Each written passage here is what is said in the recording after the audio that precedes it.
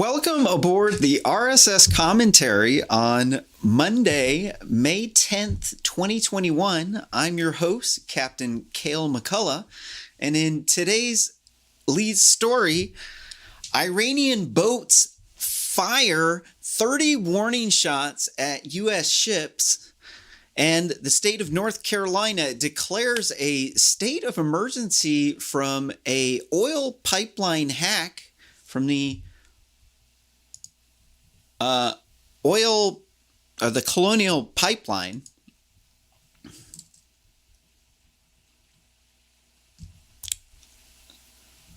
Let's see. RSS Commentary is an indie news organization. You can find us on the web at rsscommentary.com. I'm updating the website. I finally got it fixed.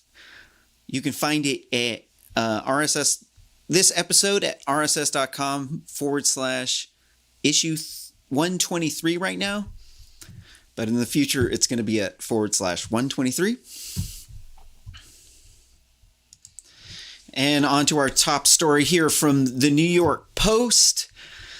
U.S. military ship fires 30 warning shots at Iranian boats.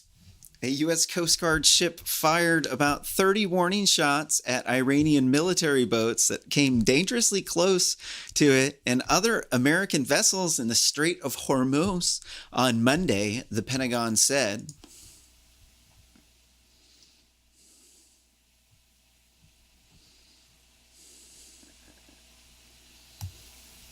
Six U.S. Navy ships were escorting a guided missile submarine through the strait when at least 13 armed speedboats of Iranian Revolutionary Guard approached from behind at high speed.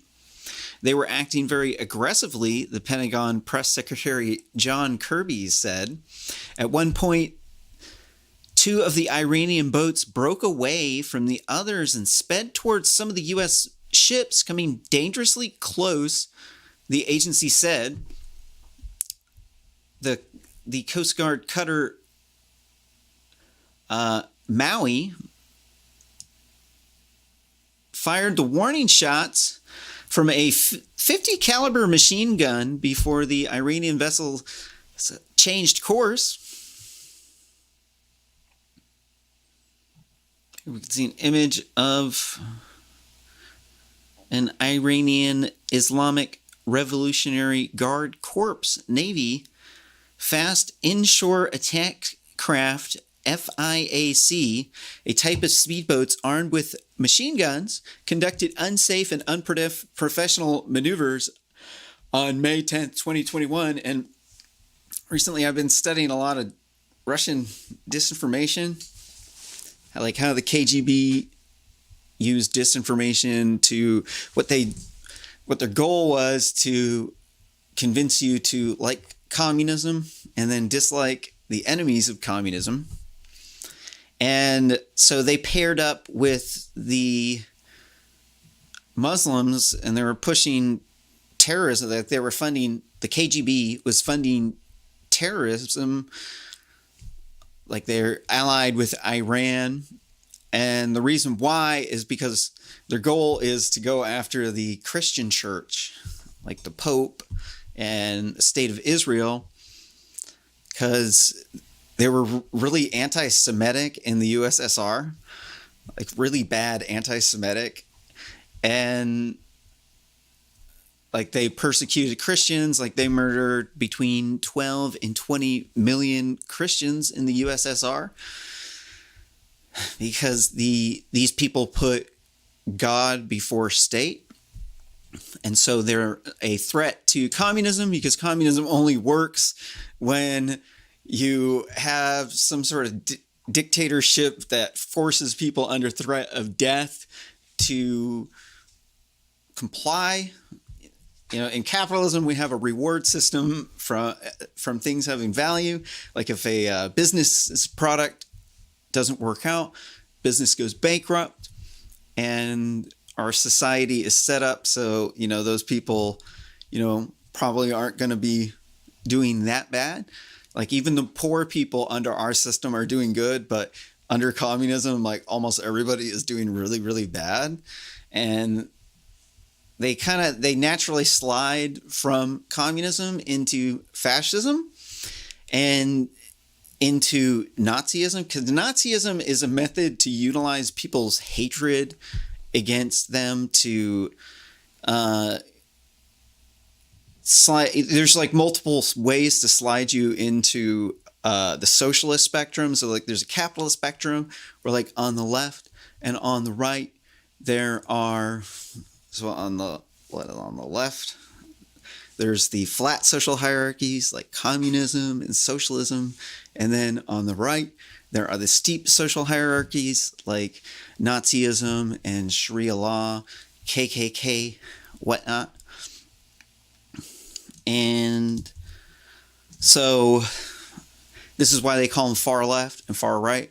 And so it was a weaponized ideology. And the idea is either side that you choose, you're siding with social. If you're siding with the far left or the far right, you're siding with the people who are trying to create the socialist utopia.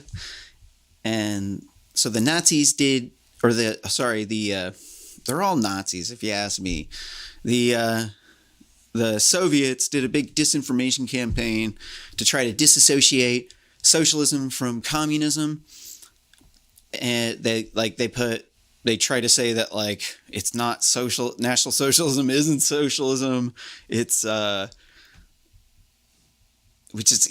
insane. Basically, it's like socialism with eugenics, where like there's extreme competition. People are like trying to be the world's number one superpower. That's the big thing. That's the key of Nazism, is that they're trying to be the world's number one superpower. And they're communists, but they allow private property. And they, instead of having a flat social hierarchy like Marxism, you compete for the top slots in the social hierarchy. And people, there's different forms of Nazi. Eugenics isn't necessarily part of Nazism, but many Nazis believe in eugenics. But they're not the only ones who believe in eugenics, actually, too. If you ask a lot of Democrats, they'll say that we should stick these Trump supporters in concentration camps because they're inbred hicks, which is code word for these people have inferior genetics and we need to exterminate them. That's basically what they're saying when they say that. So back to this article. What does this have to do about the Iranian Revolutionary Guard? So these people allied with the Soviets, and so they're utilizing the Muslims in order to attack the Christians. That's basically what they're. It's targeted genocide against every ethnicity. That it's like ethnic cleansing against Christians, Jews, utilizing the Muslims. When in reality, what's going to happen is that the communists are going to come and they're going to take over all the Muslims, and then they're going to stick all the heads of the Islamic religion in concentration camps and just mass murder them all. So, I mean, they're stupid to go along with their plan. I mean, for real. I mean, anybody who goes along with the plan of a mass murderer is, well, I mean, you're just not so bright, right? Definitely not so bright there. Reading on in the article, it was the second time within the last month that the U.S. military vessels opened fire to warn ships from Iran's paramilitary Revolutionary Guard in the region.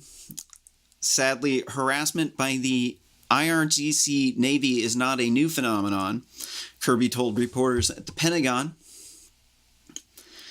At least 13 armed speedboats of Iran's Revolutionary Guard approached U.S. Navy ships from behind.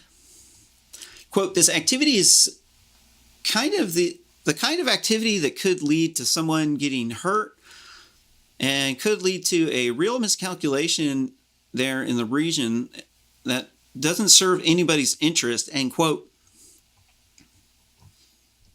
And here we got some boobs. They're pretty big. I'd tap that. All right, moving on to the second story of tonight. I'm sorry. I tapped that was the second story. We're moving on to the third story of tonight now. It's from the New York Post.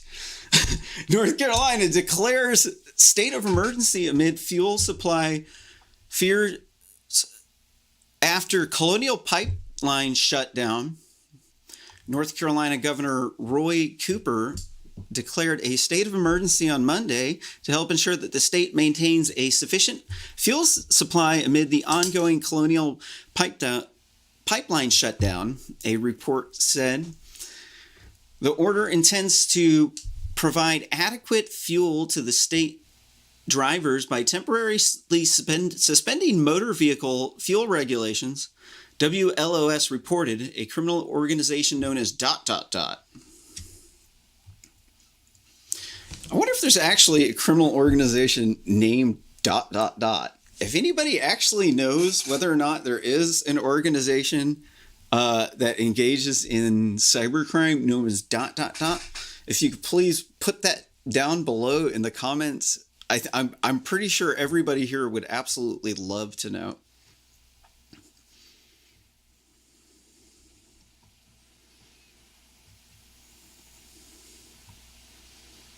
What is this? Here's a picture of some sort of tank for holding oil from Colonial Pipeline.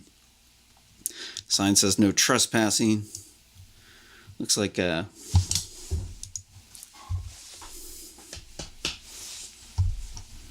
crashed. Fear not. It might have crashed, but we're doing a lot better on the crashes right now than we have been.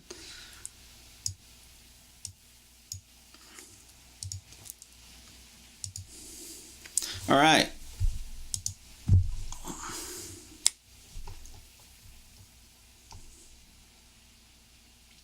The order intends... Oh, wait. Sorry.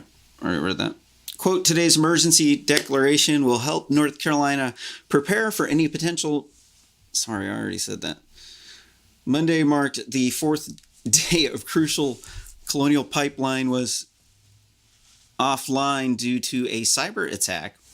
A smaller line within the network that transported fuel from North Carolina to Maryland is under manual operation, the company told Fox Business Monday night as it works to restore full service.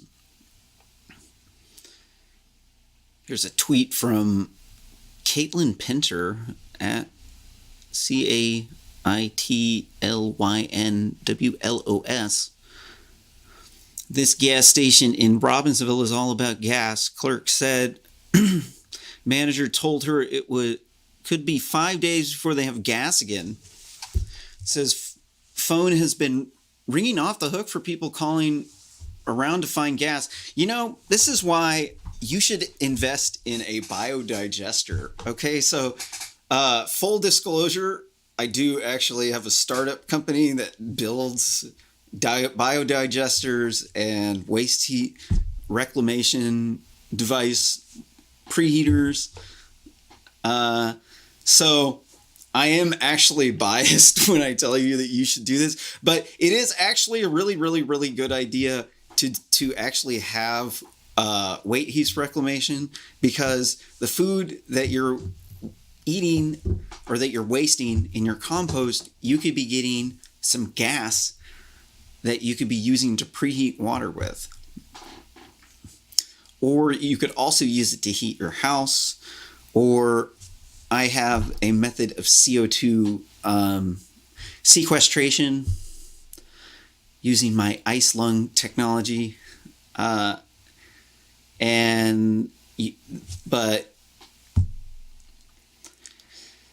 you know, a lot of people don't have room for it, but it is a good place to put your compost, and you can actually recycle the waste heat coming out of the water. People are just throwing it down the drain. But I digress. I'm sorry. I'm starting to go off on biodigesters, aren't I? Here, the operator of the pipeline confirmed to the network that line 4 was running manually to move its existing inventory while the company recovers from a cyber attack that shut down its operations on Friday. On Monday, the FBI confirmed the cyber attack was carried out by a professional gang of hackers known as DarkSide. DarkSide is known to extort cash from corporations and give it to give a cut to charity. The Associated Press reported Sunday, citing sources familiar with the federal investigation. Colonial Pipeline supplies the East Coast with about 45% of its fuel. Wow, that's a lot.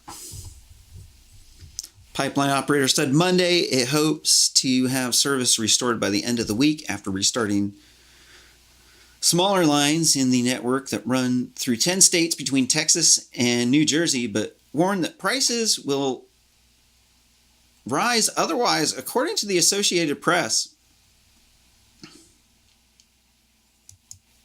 Wow. I'm really hoping that we don't get too much of this. I personally think, okay, so the last story that we covered on RSS commentary was that the Chinese had been preparing for World War III for the past 6 years to use SARS as a bioweapon against us. So there's good probability chance that SARS was a almost 100% probability chance that SARS was a bioweapon from the Chinese, which we've been suspecting the entire time. There's a lot of good reasons to suspect it. And they have every reason to, because they're trying to be the world's #1 superpower.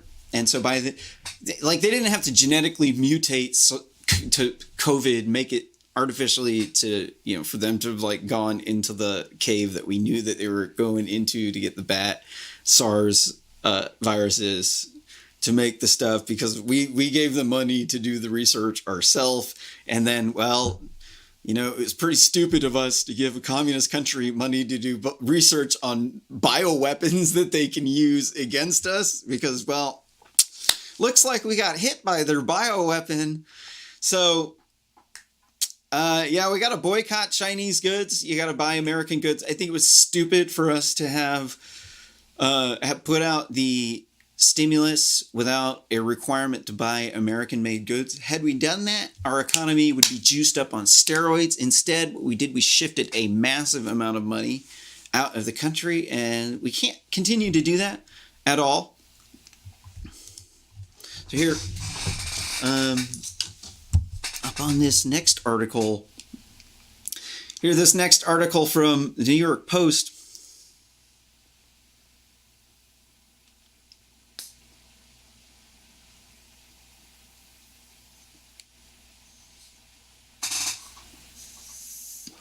Hey, your ass ain't paying me. But you can make a donation at rsscommentary.com/donate.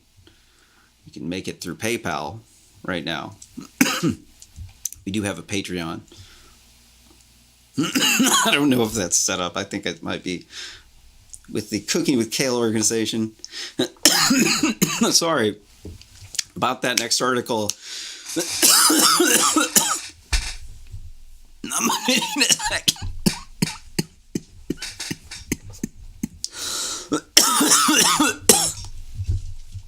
Sorry. Sorry. As you can tell, I'm single. Okay. The next article. All right. In this next article from the New York Post, California getting $27 billion in Harris handouts, despite $75 billion surplus.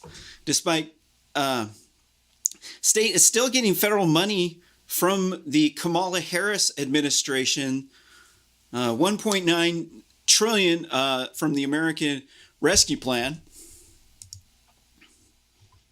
also known as Harris handouts, because you know who wears the pants in the White House.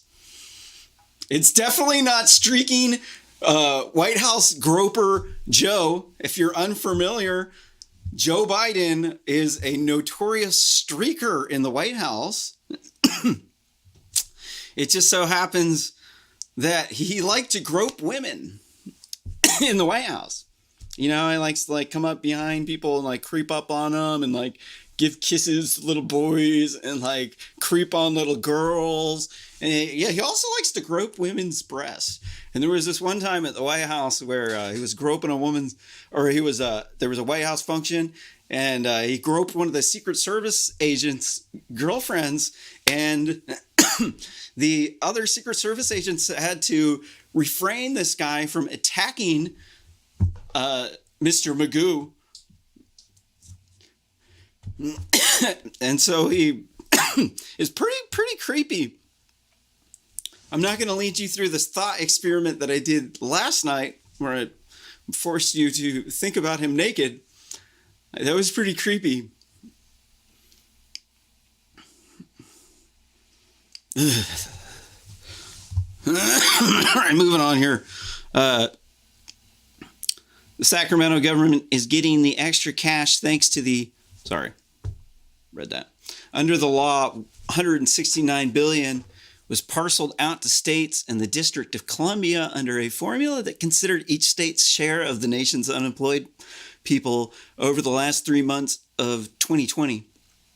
The population-based nature of the formula explains why California is getting more than twice as much federal money as the New York State, $12.7 billion. New York City is getting $4.3 billion under a separate formula.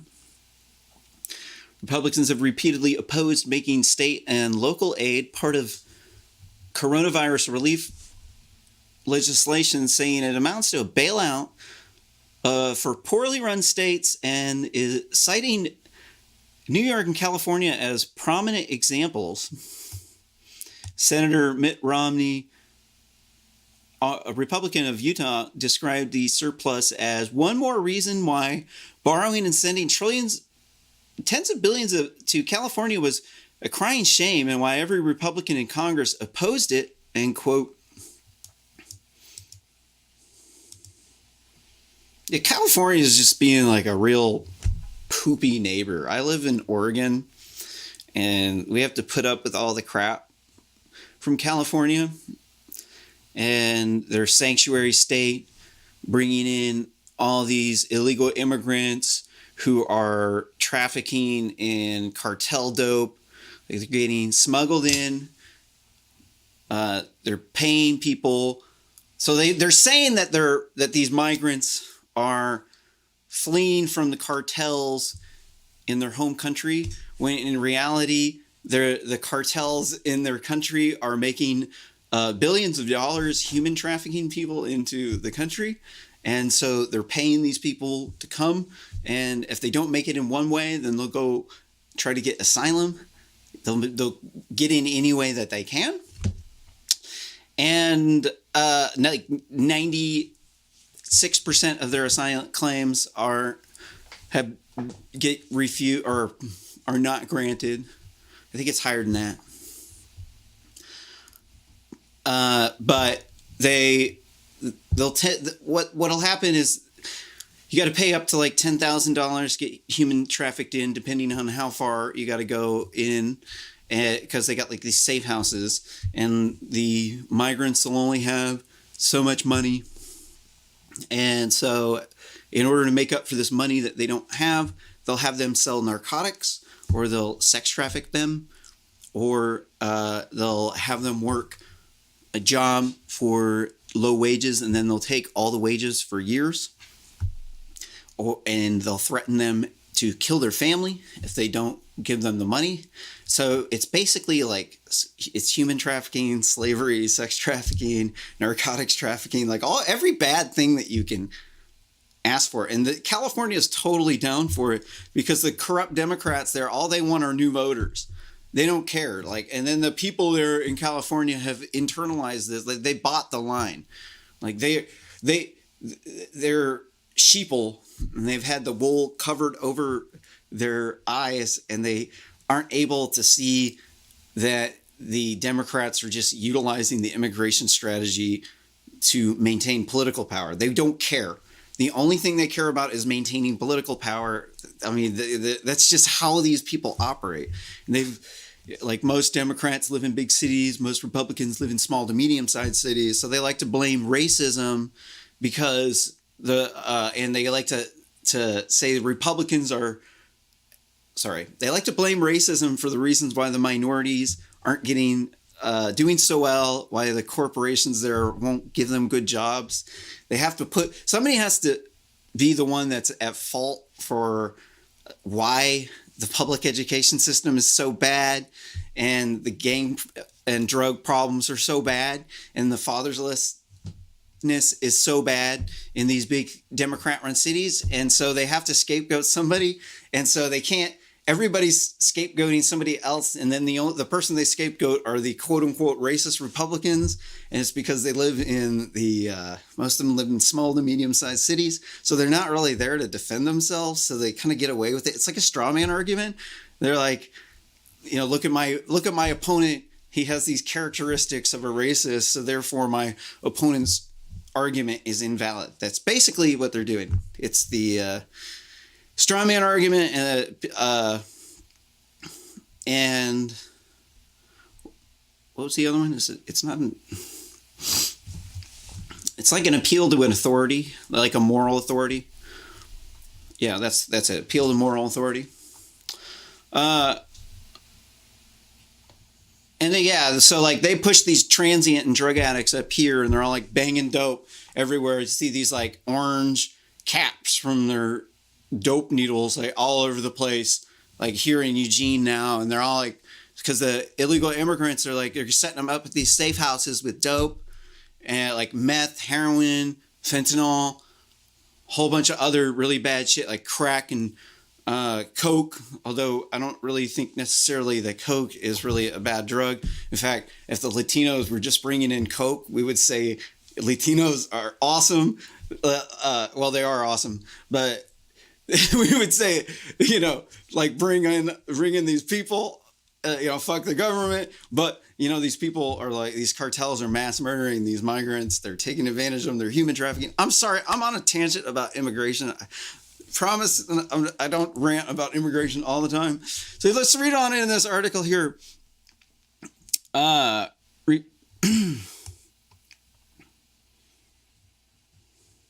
Republicans have repeatedly opposed making state and local aid part of the coronavirus relief legislation, saying it amounts to a bailout of poorly run states and citing New York and California as prominent examples. We wouldn't need these bailouts. See, this is something that I learned from buying camera gear. Okay, so there's so many different things. If you look in this studio, oops. Can't really see too much because I don't really put too much stuff on the other side of the camera here. But for a studio, there's a lot of different parts that you need. I'm not sure if you can see, there's a mic over there. I don't really need the trumpet to do the live stream, but it is kind of like a part of me, and it is a good prop. I'm not a poser. I swear, I'm a jazz trumpet player. Don't have anybody to jam with right now. I like to jam. If anybody here in Eugene wants to jam, I'm down. There's a lot of stuff. Like you got the camera, so you got the lens, you got the lights, you got the mics, you got the stands. You got all these adapters, cables, software, a lot of different things. And so initially when you buy a camera, one of these cameras things, then you're like, oh my God, I need to get the warranty because I need to have insurance, whatever, right? But the thing about getting a studio is there's so many of these different connectors. Like you can hardly see anything in this thing. There's a lot of different connectors. like the connectors and the adapters and everything's almost as much money as everything else. It adds up. It's like, $10 here, $20 here, $15 here. It just like you constantly need different adapters and things all the time, different stands. And then like, you try it. There's like 2 studios here. So it's like, oh no, then there's another recording area, 2 where also my son's at. So there's like 4 different recording areas, and it starts to add up. And so eventually you're like, I got to get the dirt cheap price. I don't care if it's got a warranty on it. And then eventually, the more and more stuff that you buy, you'll notice that X percentage of it is going to go bad. It's typically maybe less than 1% of it is going to go bad. So the more and more stuff that you buy, you become your own insurance person. So you don't really need to get the warranty on the camera. I need to get the cheapest camera that I could get. Like I got a pretty good deal on that camera because it was like a international model and it doesn't have a warranty. It's got like, I don't know, some Japanese stuff on it. I don't know if you can see that. There's like Chinese or something on it. I think it's Japanese or something, right? And so you can save some money if you get that. But eventually, it's like none of this stuff's actually broken on me. So I haven't actually lost any money. So it's kind of like a gamble. It's like there's like a statistical probability you're going to break the stuff, you're going to lose the stuff. Somebody might just steal it and like you might have a warranty and it might not do any good. You might drop it and then break it so bad that the warranty, you can get a used one for the same price. It's just kind of the way it is. So this is why we shouldn't be paying taxes as much taxes, is because we can spend the money way more wisely. So the most efficient way to spend money is for you to spend the money that you made or have on yourself, because typically the money that you make, you're going to spend more efficiently. Like when like what kind of stuff that like you need to get the good camera, like this one's a really good camera with a good lens. And because when you're using a tool, there's certain things that you need on the tool. And if you don't have those things, then it's kind of a pain in the butt. And so you want to get the good tool. And so exactly like what you can skimp out on. Like maybe you're not into the cameras and like you can get the cheapest one, right? That's up to you. So that's the most efficient way to spend money. The second most efficient way to spend money is for you to spend your money on somebody else. So you're probably not going to buy somebody else one of these guys for a camera, for a gift, because it's really expensive, unless you're rich.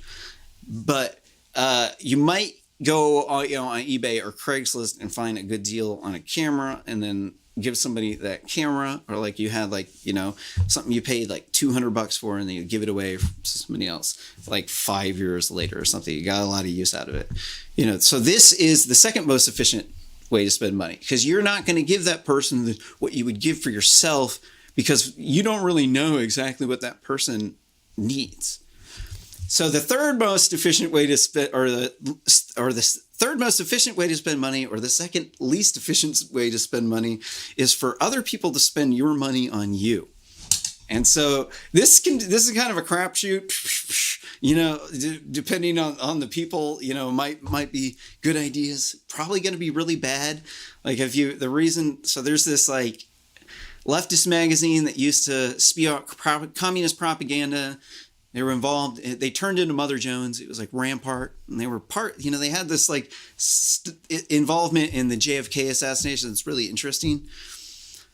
And so these people were spewing out leftist propaganda, and they tried to run this magazine like communism. And so what they found out was that people would, because communism has a flat social hierarchy, so everybody would be bickering about anything that they needed to do, and they couldn't really do anything. And so eventually they gave up on the communism thing, and then they went with like a fascist social hierarchy. And Eventually they dissolved and turned into Mother Jones. But these people, let's see, it's like the other people, like generally, like it's like they're not gonna know what you want, what you need. They're not gonna want to give you what you would need in order for you to like do the job right, so that you're not wasting time in the job.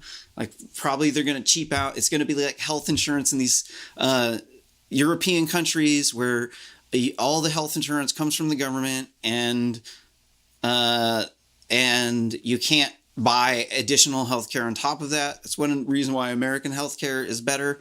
There are some European countries where you can actually purchase additional healthcare, but in America, you get a lot more tests with your money. That's one thing you get out of our healthcare system, is you get a lot more diagnostics tests, and it actually does help you out. I'm not sure why we have a lower lifespan, but I'm going to move on to it. So the least efficient way for people to spend money is for people to spend other people's money on other people.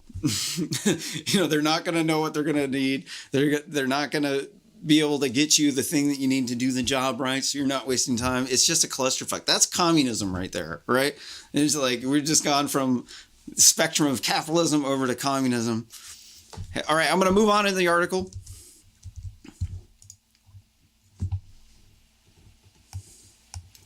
It's a long aside.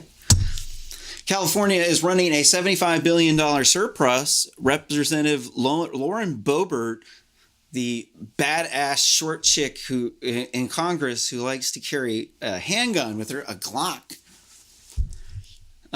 chimed in, quote, "Good things we passed in the Biden blue state bailout to funnel our tax dollars to that well-funded dumpster fire," and quote. Damn, you put a seal of approval on that quote. According to the Treasury Department, the aid money must be spent on public health to contradict the negative economic effects of the pandemic, to replace lost public sector revenue, to provide bonus pay for essential workers, and for water, sewer, or broadband internet projects. Newsom, who will face a hotly contested recall later this year, followed up his announcements of the surplus by pitching up to $1,100 in tax rebates for middle class and low income residents. Here's a picture of the douchebag governor of California, who is a millionaire, and he is an ivory tower liberal. He lives in one of those gated communities where they only let Latinos in to mow their lawn. The Latinos are a permanent underclass to them. And that's why they like them. Here, let's cover this other story here from George Bush. Sorry, we're going to talk about immigration again. I'm going to attempt to not talk too much about immigration. Don't want to sound like a broken record. Although most people have never seen the show, so.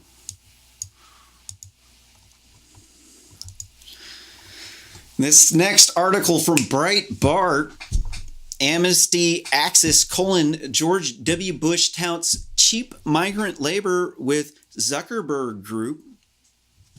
Americans' immigration laws can be changed in, quote, bite-sized pieces, end quote, to let employers hire foreign workers instead of Americans.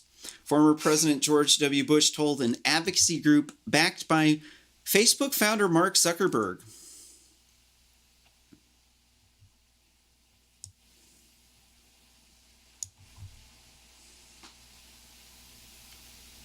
Here's the guy that took our country to war in the Middle East.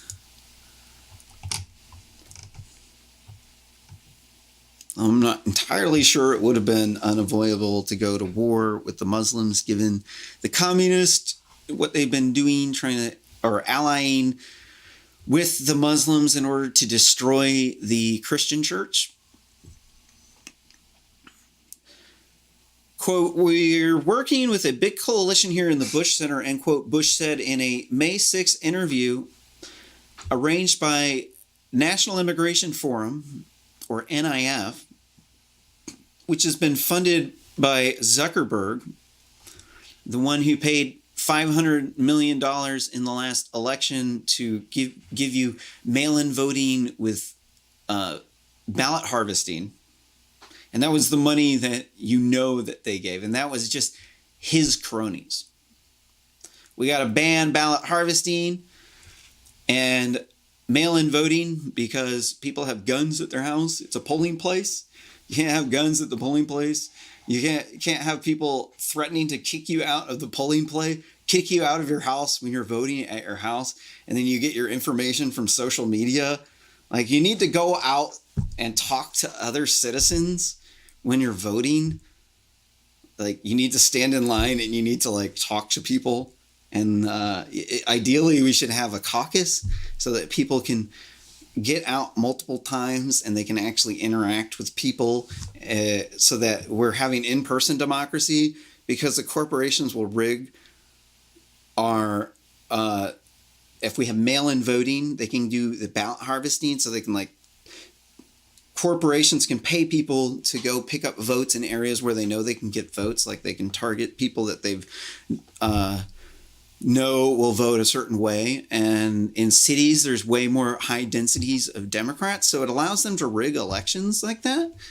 And the Democrats are trying to legalize this nationwide with House Resolution 1, where they're trying to make nationwide mail-in voting with same-day voter ID, or no voter ID requirements, same-day voter registration with legalized ballot harvesting. And it's like all of them all in one. And it's like they're like just straight up blazingly. That was the first thing that they did was President Kamala Harris and Vice President Joe Biden. They thanked the Latinos, the immigrants, the children of the immigrants that vote blue no matter who, for helping get Joe Biden elected. As you see, it's taxation without representation. The way that they win the elections is by targeting the new voters. Who are the new voters? The children of the Latinos, because the white people aren't having kids because of feminism, and there's some chemicals that are giving us low sperm count. And it's causing, and like recently, the population dive has been like 0.3 kids per woman, which is like, that's a lot. That's like our babies are dying up. Like, I only got one baby. I wish I had another one. Definitely. Sorry, I'm like getting distracted here. Let's read on in this article. Can we get something done? Question mark. I think so, but it's going to have to be in bite-sized pieces. ... We don't recognize the fact that there are jobs that need to be done and foreign people willing to do them. And that needs to be part of a reform that, quote, willing worker goal would destroy Americans' rights to their own national labor market, where American employers and American employees can compete on a level playing field for work and wages. And, you know, they left out last Saturday on RSS commentary. What was that? May 9th or 8th or something. There was an article that we read, and it was one of the lead stories that the Latinos, immigrants that are currently here, like the legal and illegal immigrants, are going homeless now because all the illegal immigrants, they're packing into the cities. So most of the illegal immigrants end up migrating into big cities, into these illegal communities that have a lot of illegal immigrants and legal immigrants, and they blend in. And so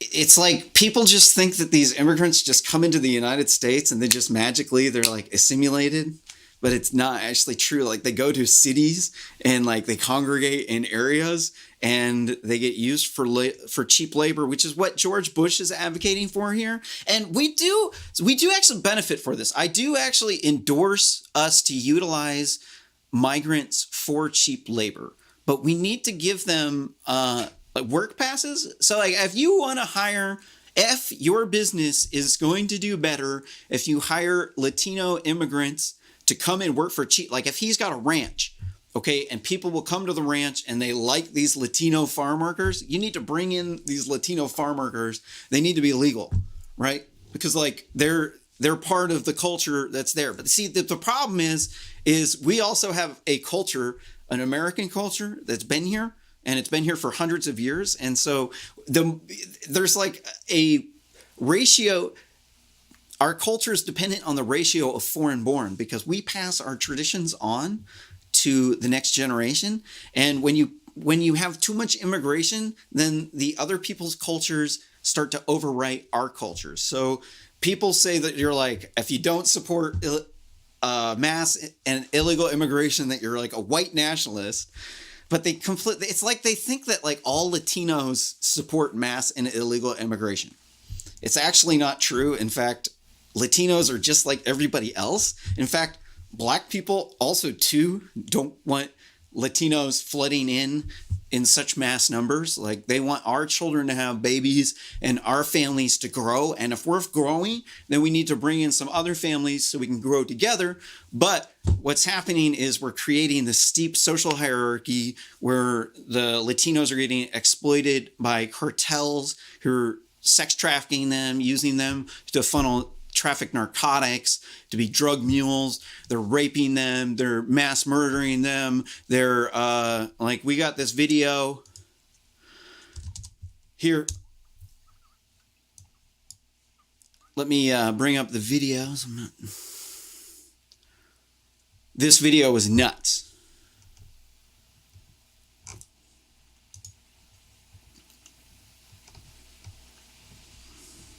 Certified nuts.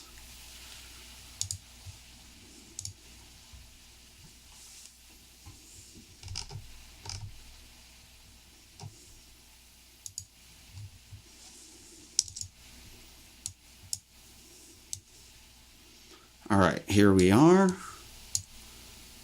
This is a tank in Colombia here.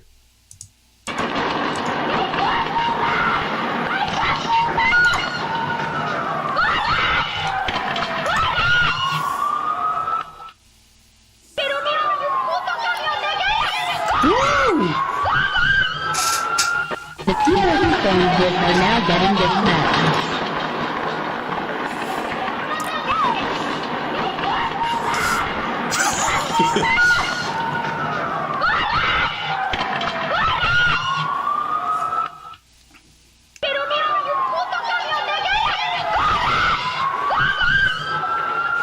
The security soldiers are now getting dispatched. Well, that's why I don't support illegal immigration. Because they have these cartels. I mean, do you want these tanks driving through our streets? Do you want our friends ODing on these drugs getting pushed by these illegal immigrants? Because like 30% of federal drug trafficking convictions are against illegal immigrants, and 50% of them are against Latinos, and 56% of the illegal immigrants are from Mexico. So if we don't kick out the illegal immigrants, then it biases illegal immigration towards Mexico, which is why we need to build the wall. And it should be 60 feet tall, because apparently 50 feet tall they've been scaling. I'm not sure if that's going to cause anything with the hurricanes. I'm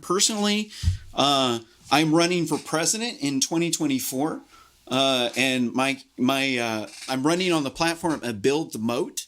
And so what we're going to do is we're going to build a moat across the southern border and across the northern border, and we're going to fill it with piranhas, alligators, electric eels, venomous snakes, and we're gonna have a petting zoo with a bunch of really cute animals. We're gonna have lions and tigers and bears with packs of wild dogs, and then we're gonna have an amusement park. It's gonna have roller coasters, and we're gonna have petting zoos, and people from both sides of the border will be able to come to it's called The Moat. It's an amusement park. And It's, can bring us together, give us a place where people on both sides of the border can go, and then we'll like legalize drugs there and like have some strip clubs. Dude, it'll be a hootenanny. Vote McCullough 2024.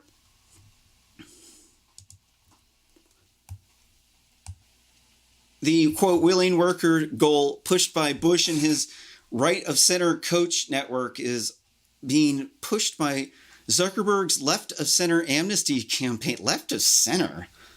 That guy's straight up far right. That guy's pushing like BLM or Antifa-nazi propaganda. Like that guy straight up kisses black looter mobs' ass. Like these people, these black looter mobs have been raising donations on Facebook. A lot of it goes through Act Blue, which a large portion of it goes to Democrats. And they have been organizing these protests on Facebook. And Facebook has been banning conservatives for like extremely mild stuff. Like stuff that it was not their fault. Like there's very, compared to the gangbangers in the big cities and the cartels, the stuff that these people are doing is relatively benign. I mean, they're not completely innocent, but humans are humans, and there's going to be people, when you have a large group of people, you're going to have a bunch of crimes in that group. It's statistically impossible for you to get rid of all the criminals. I mean, it would be nice if we could like get rid of all the criminals, but like we found that locking them up just doesn't make them go away. So like you can't just paint. You're not. It's like we don't paint all Muslims as terrorists because they're people, and then people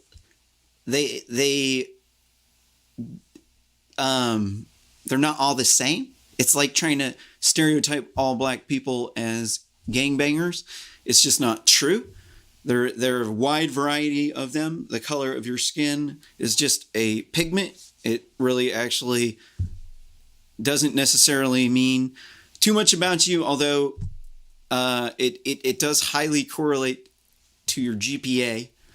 Those Asians, you got to give it to them. They are putting us all under the table, except for the children of the wealthy white kids are able to keep up with Asians. Actually, I used to do engineering outreach, recruit minorities, and for Portland State University, and it isn't true that all the white people aren't doing as well as the people in Asia. It's just in large part, it's the people who are in hip hop culture, hookup culture, anything that's getting these BS degrees. Like we're still actually kicking butt in the engineering world.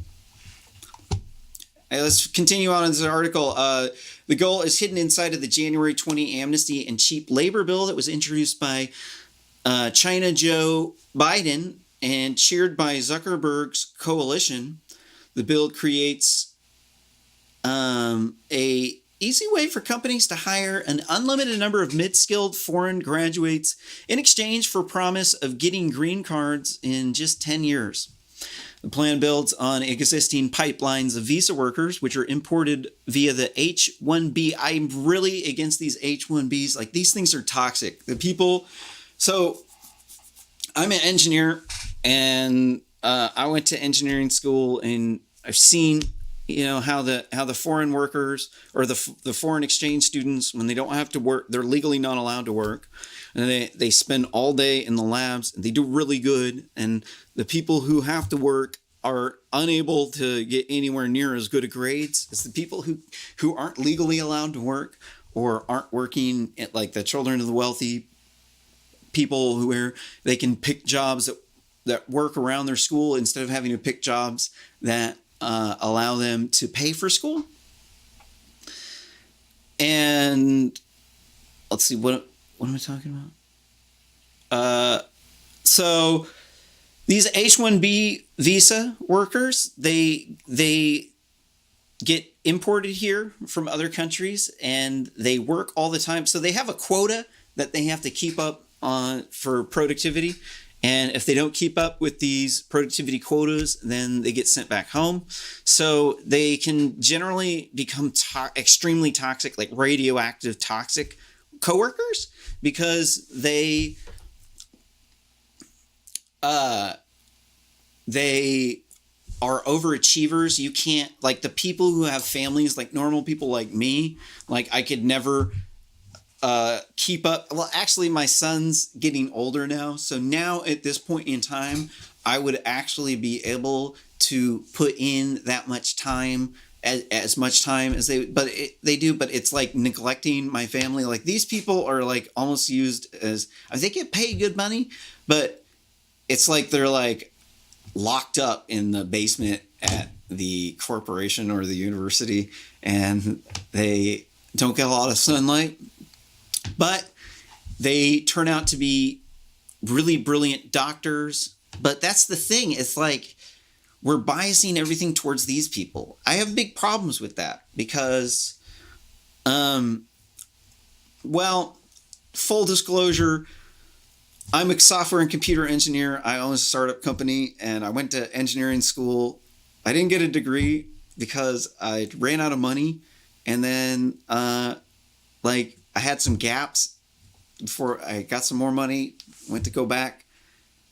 I only had like a year, maybe and a half to go to get my bachelor's.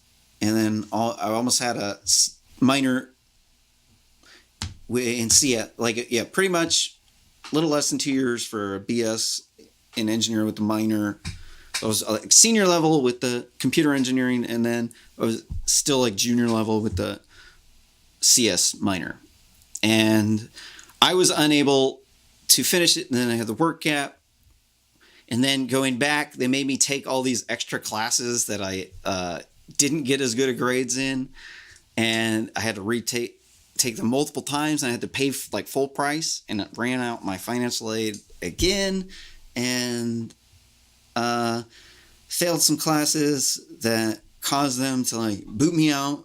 And so this didn't happen until after they started to try to compete like MIT and bring in all these foreign exchange students. This was before COVID.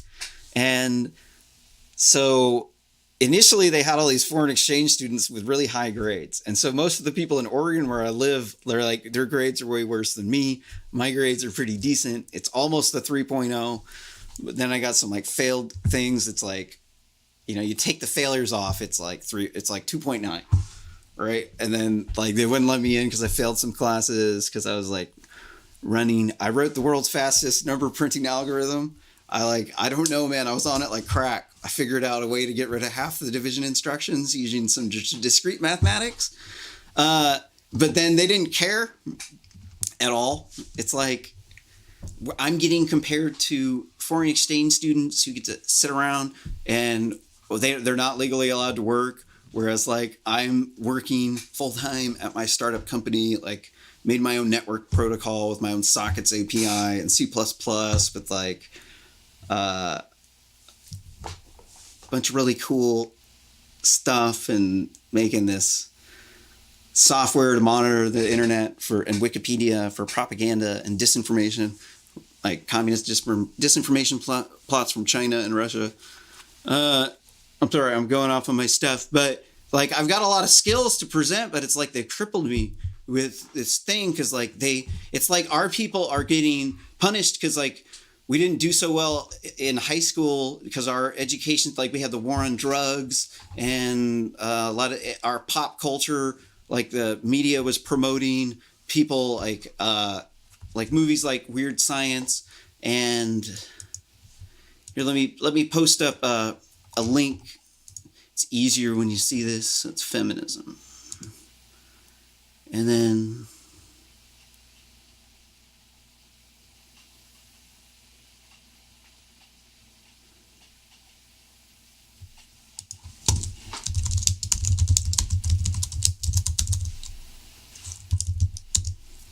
so this article, When Women Stop Coding, it's on NPR, shows you a graph of the enrollment rates of women in computer science. And so in the beginning, it was pretty normal So women are all these things are women in the, and then here's medical school, law school, physical sciences. So here's the rates of the women in there, and then here's the computer science, and then it took a dump. And so the going theory is that Hollywood portrayed nerds as unattractive, and that like jocks were like the guys that the women wanted, and this caused women to lose interest in these things because they didn't, even though they were good at math, they tended to get frustrated, think that like CS was like a man's job or something. Which honestly, given what they have to do to crunch to meet deadlines, you have to work 16 hours a day. Honestly, it is a man job. It is. It's not something that I would want. If you're a woman, if you're a father of a daughter, you do not want your daughter putting off having a kid until she's in her mid 30s and now she's getting fat, has health problems, is getting towards the point where she can't have kids anymore. And then the guys aren't wanting her anymore and they're going to younger women. She's not going to get as high quality of a man. She's going to have to go for like some beta male. She's not going to get all the alpha male dudes are going to be going for the young women that haven't had a bunch of partners, who don't have any pair bonding issues from having too many partners. And so, I mean, I definitely actually, I do think it's a man job. Not only is it a man job, but it's like most of the big discoveries in this field have been by men. And I mean, you do have to go off of there. I mean, the female, it's like this job turns you into a robot and it just makes the women completely unattractive. Like you're not going to get any ass from any of these women in the computer science industry. Like there's no coding girlfriend there. Like any sort of woman who's in this field who's actually attractive has a bazillion guys swarming after her because there's hardly any guys. And so you're never going to get any sort of edge in. It's like with women, in order to get a girlfriend, it's like you're going to be one out of X amount of guys that are in that woman's life. And so like with these nerdy chicks who are in the computer science thing, where everybody wants to know this chick who's the cool coder chick. So she's got a bazillion nerds who will do anything for her, always hovering around her. And then she always gets a promotion ahead of everybody else. And then if you backtalk her, everybody will turn on you. It's like the guys would rather work by themselves because it's like sports where like women should be compared to women and then the men should be compared to the men. It's like it works. It's like people just get resentful if the woman's getting a promotion ahead of them and they felt like they didn't deserve it. What am I talking about? So the people pushing this immigration, I'm going to tie this together. So the people pushing this immigration stuff so there's rich people who want to, so we do get stuff out of migrant labor. Like if we get cheap stuff out of it, then, you can work to get citizenship, but it's like, they need to come in the front door. Like there's other immigrants who legally immigrated here who have families that they're trying to immigrate in. And those families have more of a right to be here than the illegal immigrants. So they need to get in line. 56% of illegal immigrants are from Mexico. 1 in 20 Mexicans is in the U.S. illegally. Mexico would not like it if we just started pouring over the border and taking over Mexico and changing the language to English. They'd be very resentful. The Mexicans don't like the migrants. They're flooding through. They're bringing these cartel problems. Mexico's pretty much run by the government in Mexico is pretty much run by cartels. So when we allow in the illegal immigrants, like we got cartel networks coming in with them. And so it's like we need to monitor who comes in and who comes out. It's a matter of national security. It's nothing against the Latinos. Latinos are sexy. They're hot. They're good people. They got good music. They are more Christian than the people here are. So the people here are godless, heathen liberals. So, I mean, ideally, honestly, for most conservatives, they would think that these Latinos are actually better. But the problem is that the Democrats are just using these people to continue to the illegal immigrants. Like they're using sanctuary states in California, and now America is a sanctuary nation now with the Kamala Harris administration that's giving out the Harris handouts. Like they've been bitching to high hell that the Republicans gave a $1.8 trillion tax handout before COVID, and then it juiced up the economy. Whenever COVID hit, it buffered us. It's the only reason why our economy didn't tank, is because the government allowed companies to keep their own money so that they could invest that money more wisely than the government can. Look, if you get, and then the Democrats are like, they want to spend more than $10 trillion this year, you know? Like at least the Bush or the Trump tax cuts, at least those gave us, we got something back for it. You know, it was like a pre-stimulus for COVID. Like the Republicans have been trying to pass that for a couple of decades now. It's not like the Trump tax cuts, it's the Republican tax cuts. But, you know, maybe it didn't work exactly as planned, but it did help.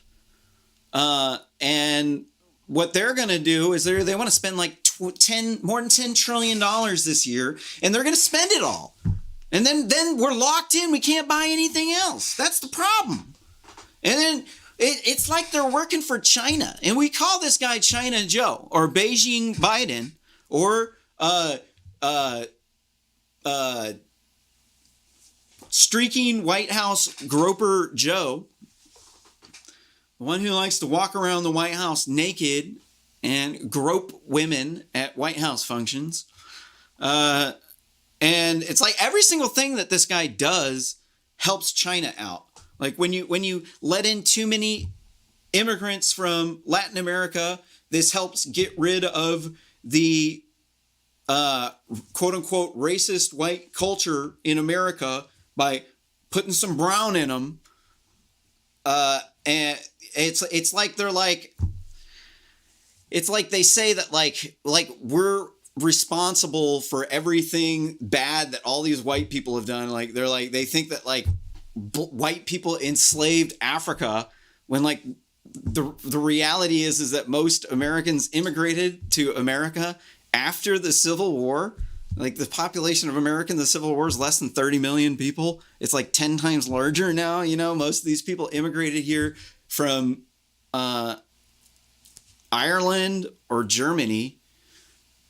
Ireland, those people were victims of the slave trade. Germany was a landlocked country. They didn't participate in the transatlantic slave trade. They were abolitionists. They were the driving force behind abolitionism. Russia, too. Well, they had slaves more in modern time. Well, then there were the Slavs were slaves. White people all used to be serfs. But that's the thing. It's like you're saying white people are responsible for slavery. Dude, it's like we've been serfs for most of white people. It's like they don't know anything about history. It's like the communists came in and rewrote all the history books in order to make the communists look good and the white people look bad. That's basically what critical race theory is. Critical race theory and critical theory, which also includes critical gender theory, came from Marxists during the Nazi era and the Cold War era, where they were trying to get blacks to side with them. But there's a problem, is that the Soviets were extremely anti-Semitic. Like they were just trying to get these people to side with them. But in the USSR, it was definitely a white ethno state with that was very anti-Semitic, and like they didn't outwardly kick everybody out, but they did bias everything towards their in-group, and they eliminated every single ethnicity and any sort of religion that was around. They killed between 12 and 20 million Catholics. They were just genocide, raw genocide, because they put God before state. And this is the stuff that like Beijing Biden and even probably George Bush. I'm not familiar with everything that this guy's been into recently. I understand where George Bush is coming from where he's saying that, okay, these people they're good people, they're willing workers, and we do get value. But the thing is teenagers could have been working these jobs. It's like the Latinos would like to work the jobs too. When you keep flooding in more and more illegal immigrants, and then they start congregating in these big cities, then it prevents the Latinos from being able to get these jobs that George Bush is even talking about. So it's like, too much of any good thing can be a bad thing. And in this case, we're 330 million people now. So, we have to have reasonable immigration restrictions. And one of those restrictions is that you have to come in the front door. You can't just hop the border and then come in a cartel human trafficking network, selling narcotics, committing mass murder, getting into gunfights with tanks, and setting up parallel narco states that are in control of the government like they have down there in Mexico. This is just bad.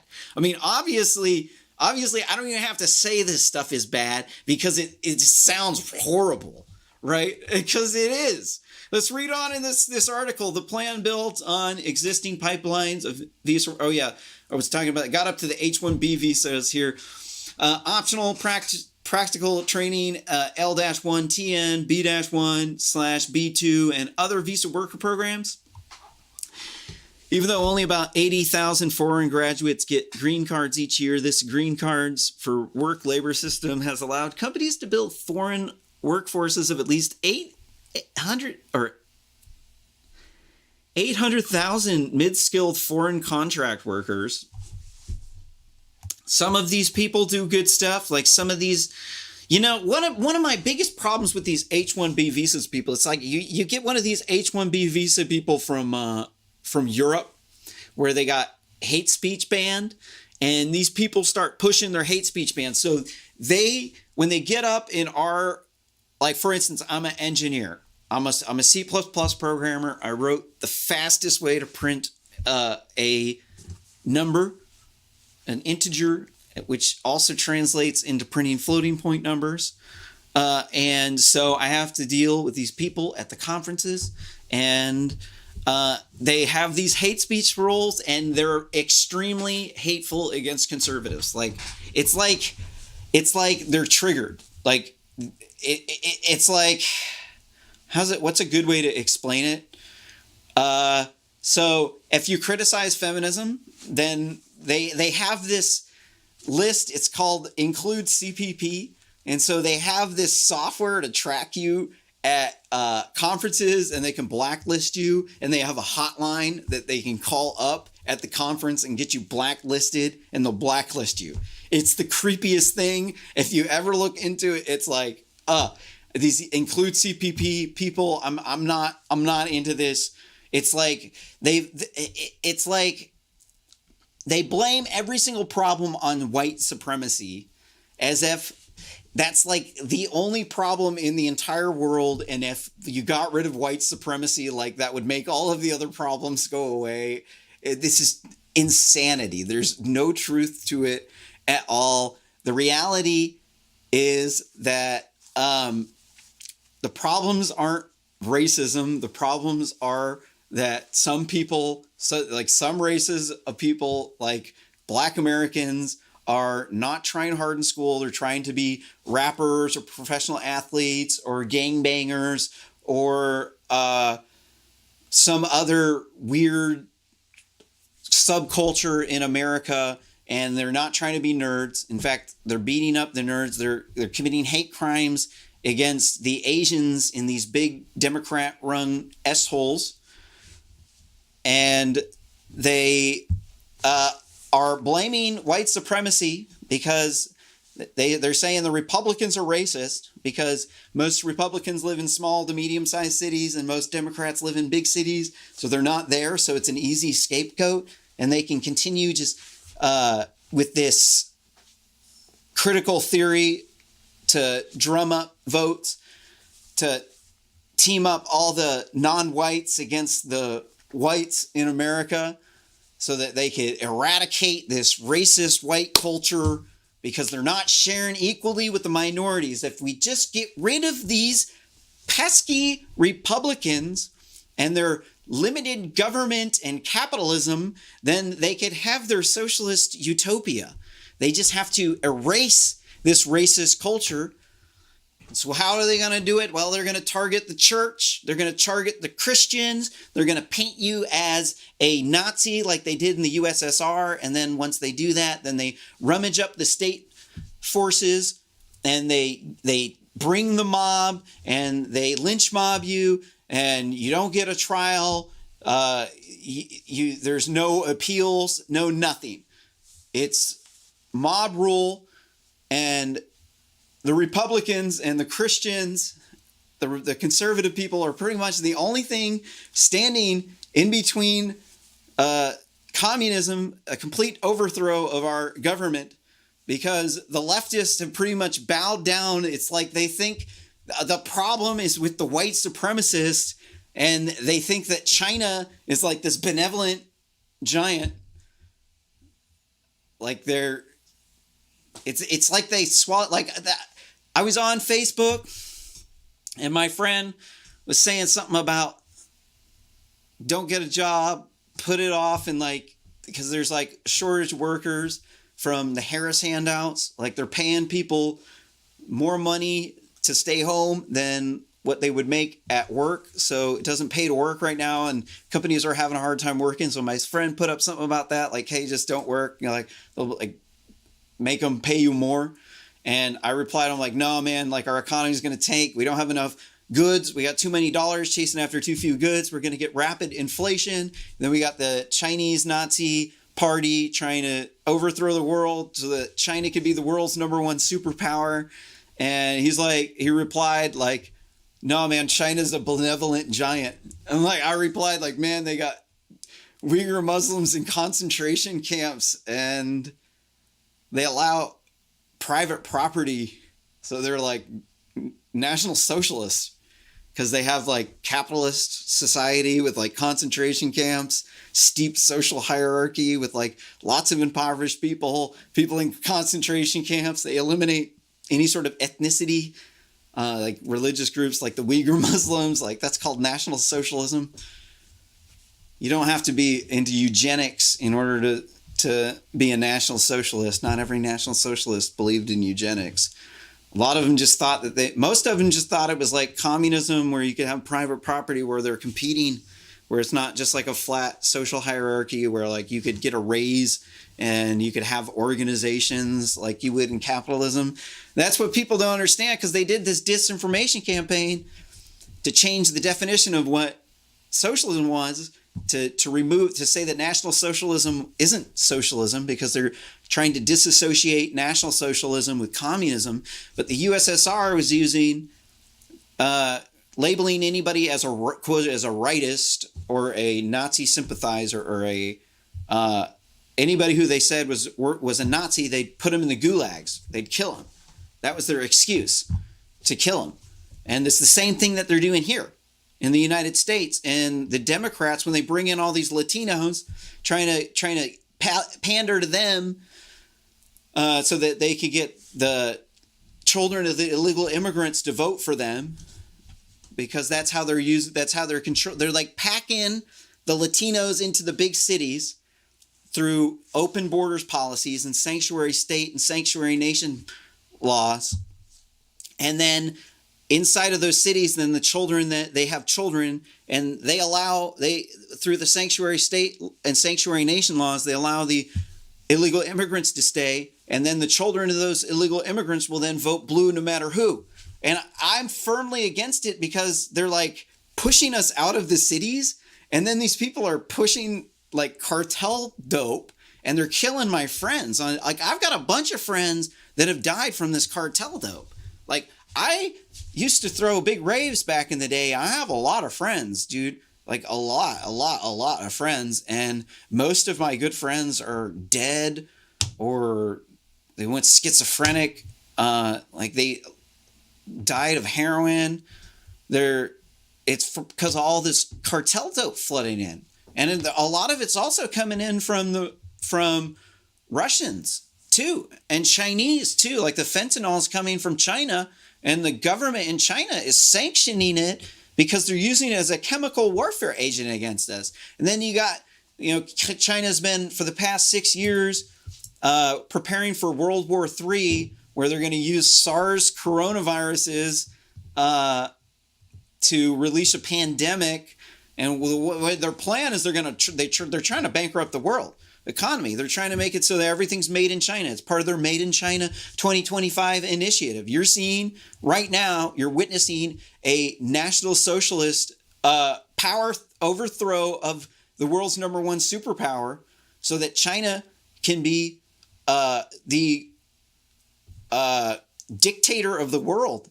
They can export National Socialism everywhere through their Chinese Nazi Party controlled companies, and American companies trying to expand into China. These companies are so greedy, they're willing to give up all of their intellectual property so that they could get into the Chinese market, because it's National Socialism over there. So the government can come and take your IP because there's no private property for you. It's only private property for Chinese Nazi Party members, not for American companies. So they're so greedy, they fall for the bait every time. They think, oh no, it's going to be different.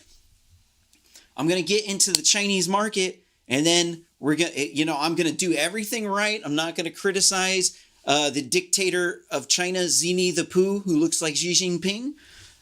And we're not going to hire anybody who criticizes Zini the Pooh.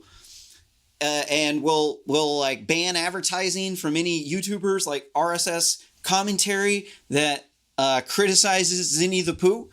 And then magically, they're just, it's all going to be good. But the problem is the Chinese, what they're doing is they're getting, once you get in there, you're generating all manufacturing capacity there, industrial capacity, and they steal all of your IP, and then they boot you out, and they take your manufacturing capacity and your industrial capacity. That's what they do.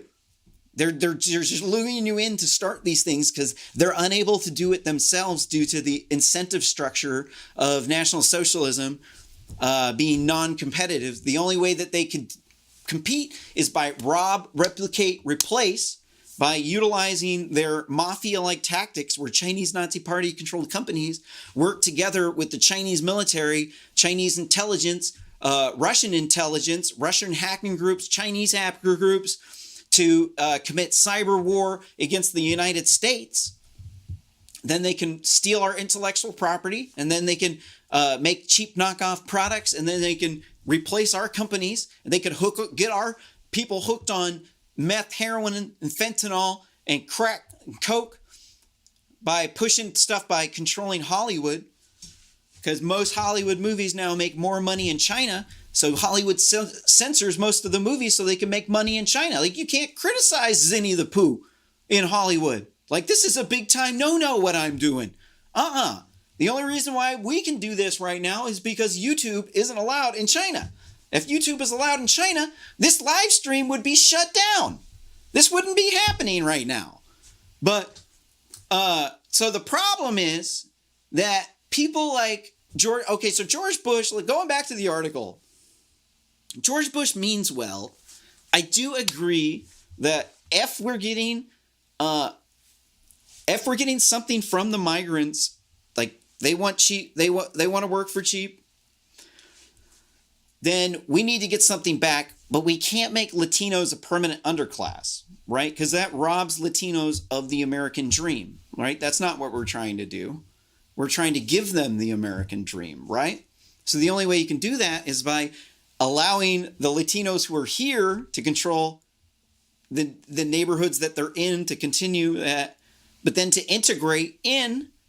But we can't allow the policies to be biased towards immigrants in the future, because those people don't live here yet, and our politics are being all biased towards the new voters, which means that we're getting taxation without any representation. We've paid into this tax system our entire lives.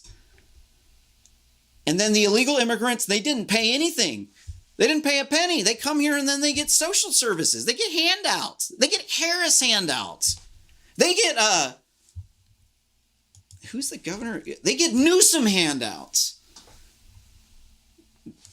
They get Cuomo handouts, right? Like they're getting the Democrats are trying to pay these people off. They're robbing Peter to pay Paul to get Paul to vote for him, or to get robbing Peter to pay Paul to get Mary and Paul to vote for them. That's what they're doing, right? Peter, Paul, and Mary.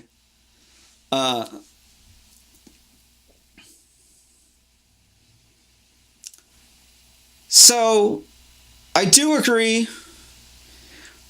There's definitely a lot of Latino culture in farmhands. So it's a cultural issue. It's like our culture deserves to exist. We have to have a place for our culture. It has to be America, and it has to belong to the Americans that are here, and there has to be rules. If you want to come in, we have to get something out of it. So we have to reform our laws to make it so these migrants can come here and work legally and then go home, because we can't just make them a permanent underclass, because that would be wrong. Doesn't help Latinos out. Like, Latinos who live here don't really like get anything out of illegal immigrants flooding in. They get their wages depressed. They become a permanent underclass. So it's like, we got to weigh everybody's got stakes in this. We've all been paying into this system our entire life. So we got to just treat everybody right. Everybody needs to respect each other's culture. Mexico needs to respect America's culture. America needs to respect Mexico's culture, and so on. If we all do that, then the world would be a better place. Let's move on to another article. So he's with Zuckerberg. That Zuckerberg guy's just no good, dude. Like, there was that Time secret cabal, these groups of people that controlled all the choke points of information in the 2020 election, and they even admitted to it. Like, the Republicans were. See, the thing about that, I'm not going to go too much into it. I don't want to say words that'll trigger the AI algorithm, because they're censoring speech in the future that hasn't occurred yet. That's why I think they're violating Section 230 with the censorship, because they're violating speech that has not occurred through, and also too, that this speech that hasn't occurred is being influenced by politicians who are calling up the social media companies, and they're like getting their political enemies banned, and getting them in some cases even like thrown in jail, like with Steve Bannon. But yeah, what does this have to do with it? Mark Zuckerberg was part of that. Black looter mob went and threatened Mark Zuckerberg, and Jack Dorsey said they're going to burn down the U.S. if Trump got elected. So they had to rig all the choke points and control all the information flow in the country so that they can somehow ensure a fair election. If they're going to be doing that shit, man, they really, really, really, really need to make it public what they're doing, because, you can't just be like a shadow group of millionaires and CEOs and billionaires who are conspiring together with people who are looting, burning down our cities, murdering Trump supporters, targeting them for hatred, hostility, and violence, ostracism, harassment, you name it. I mean, it's been pretty bad.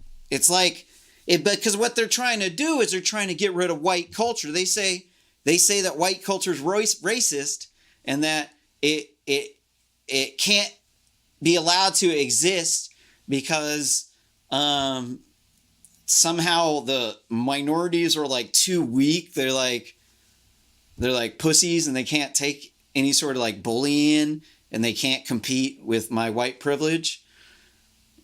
I don't know about you. I don't think many black people would like actually appreciate me saying that. Like, I mean, how many of you black dudes out here think that I'm an alpha male and you're a beta male? Right? And it's I'm like the alpha male and you're the beta male, right? Right. I see how it is.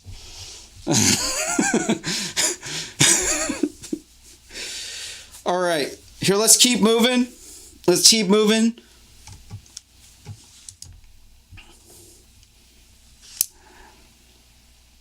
Here, let's switch up. I don't know about that, man. I don't know.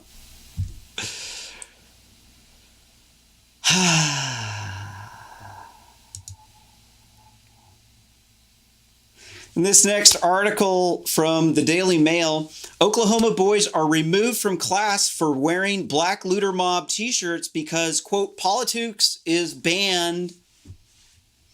Mother Jordan Herbert said her sons Bentley and Rodney, who attended different schools in Ardmore, were both removed from class because the t-shirts last Tuesday.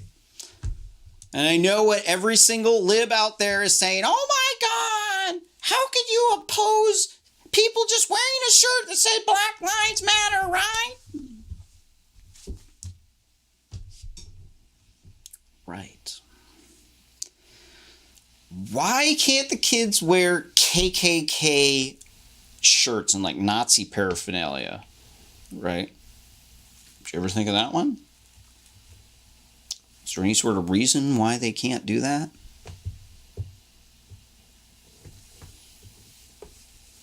Luckily, I know enough about law to be able to tell you the answer to that, actually. There's actually a limit to free speech. The United States Constitution does give us free speech, but it also gives the government the ability to control the behavior in government programs, because if you didn't, well, I mean, it would just be pretty bad. You'd have bullies, you'd have people taking control over the state resources to use them as weapons. You'd have people being excluded based off of whatever, like characteristics they wanted to. So they have to have some decorum. So it's like, why do we have the Civil Rights Act? So why is it that we have protections in the U.S. Constitution for the Civil Rights Act? It's not in the Constitution, it's just laws. I guess it's just an act. Well, it's because they had the KKK. It was like a gang of people, and they took over, and they were utilizing the state machinery to as a weapon. And so this kind of behavior we cannot tolerate, because it's always going to get out of control. It could turn into National Socialism pretty quick, actually. You'd be surprised how quickly people can turn into Nazis. Like people just think that, but Nazis were just bad people, and then you like they hate them, and then you like quiz them on like what the Nazis actually believed, and then these people, as it turns out, they actually believed most of the things that Nazis believed too. In fact, they're pretty authoritarian. If they actually had the chance to use the state to get back at you, they would do it in a heartbeat, any time. Like, don't even kid yourself. They absolutely would. So we don't allow stuff like Nazi paraphernalia and KKK paraphernalia, not because in particular racism is a bad thing. There's really, most people don't like each other. Like, it's just a thing. Like, most people aren't going to like you. And so it doesn't really matter necessarily whether or not it's, racism is like, it's like somebody doesn't like you isn't gonna like hurt you. Right? But the bad stuff is when you got systemic racism, where you got like permanent underclasses, and then you've got people beating up people, like abusing them, like lynching, treating them bad, dehumanizing. That's the kind of stuff we don't want. But the problem is is that the people pushing this anti-racist stuff, they are all about dehumanizing Trump supporters. Oh man. Whoo! Like, they're all about putting the Trump supporters in gulags and committing genocide because they think they're genetically inferior because they're inbred hicks. They think we should just get rid of them all because they don't like the way you vote and because your skin color.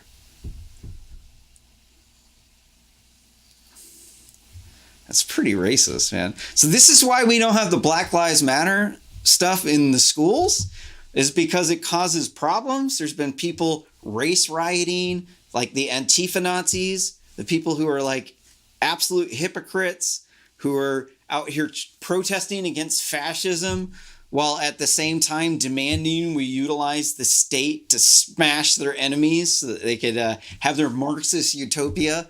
Once they get rid of this racist white culture, then finally, well, they'll be able to share equally and they can have their Marxist utopia, right? So these people want to say it's racism, you're being racism. It's like, dude, BLM isn't black people. Okay? It stands for Black Looter Mob. You know, like the people who dress up in black and they go out and they race riot. And then you got all the black people in the hood looting stores, like burning down our country in the middle of a pandemic. You know, these people aren't good people. So we got to shut them down. Sorry, kids. You're wearing a shirt that's akin to Nazi paraphernalia. It really is. It actually is, in fact, functionally identical to anti-Semitism, because the notion of it, the entire thing about anti-Semitism, people think it's like anti-Semitism is like, it means you don't like Jews. Like, that's not true. It's not true. Anti-theist means you just don't like any of these religious people. The religion, not necessarily don't like the religion. Yeah, actually, I mean, you're saying you don't like their culture. But the propaganda that Jews control the world was actually created by Marxist Jews. They actually were trying to target the capitalist Jews because they wanted all capitalists to die. Back in the day, Jews used to advocate for genocide regularly. They were Jewish supremacists. They've been involved in a number of genocides. In fact, they were involved in the genocide in Ukraine in the mid-1930s, where they murdered between 7 and 12 million Ukrainians in the Holodomor famine genocide. And they put out that propaganda because they wanted to start a world war. And so what the myth was that Jews control the world because they have this wealth that was given to them, and they're capitalist and they're greedy, and they don't share with people who are outside of their in-group, and that they don't deserve this money because they have bad intentions, and they're doing it to for selfish reasons to subvert the proletariat. So the proletariat needs to come then and smash the bourgeoisie so that they can return the power to the workers. So this is the communist line that's caused mass murder, like caused the deaths of hundreds of millions of people in the past 120 years. Like, it's caused a lot of deaths, world wars, and now we're in the start of a third world war with Nazi China. And so if you replace in the anti-Semitic Jewish conspiracy theory, if you replace the Jews with the white supremacist, that the white supremacists control the world, that they're these evil capitalists who have money that their family gave to them, they have bad intentions, they want to use this money to oppress the proletariat, and so you replace the proletariat with the minority groups, And now you have the exact same anti-Semitic conspiracy theory. So what they're doing is pretty much it's neo-anti-Semitism is what it is, and it's called neo-scientific racism too. And so what neo-scientific racism, an example of that is where they say people of color. So white has been excluded from color, and the reason why is because they say that white is a mix of all of the other colors, and so therefore white is not a color. Okay. So is pink not a color? Because like pink only exists because of the our eyes and the way that our eyes see colors.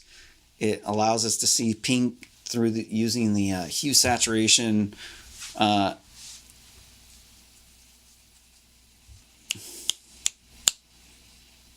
HSV value, HSV, and it's like the YV color spectrum. We got intensity, light intensity, along with color through I can't remember what the stuff is, but it's like pink is like white is like a mixture of all the different colors, and then pink is like red and white, right? How's that one work? Well, it works because it's just only because our eyes see it that way, but it also is a part of the hue saturation value, HSV. Is that?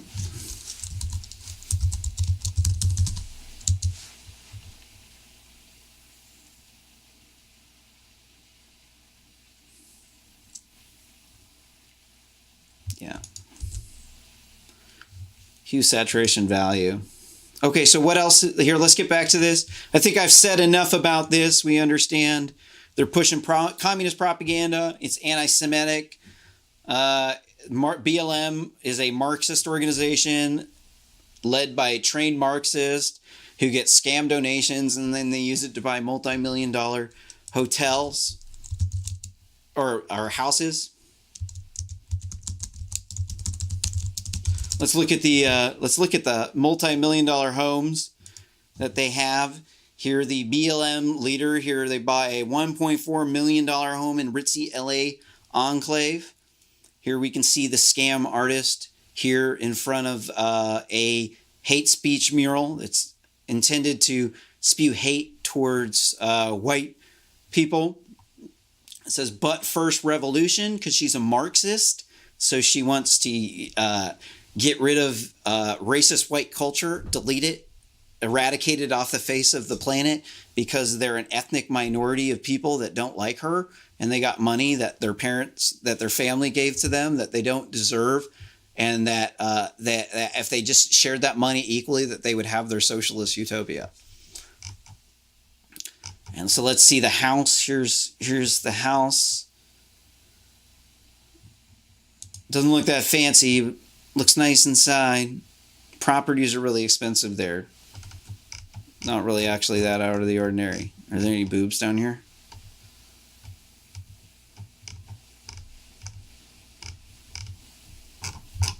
Always got to check.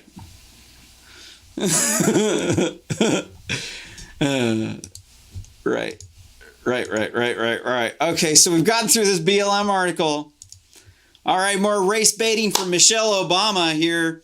This next article from Breitbart, Michelle Obama, I fear my daughters will be treated differently because they're black.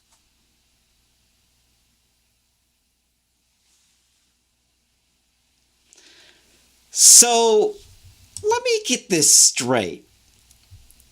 Your family's worth hundreds of millions of dollars. Your husband was president of the United States. You're VIP everywhere you go. In fact, they even pay your husband to speak. They'll even pay anyone in your family to speak at places, anywhere. I don't know about you. Nobody's ever paid me to speak anywhere at all. Never.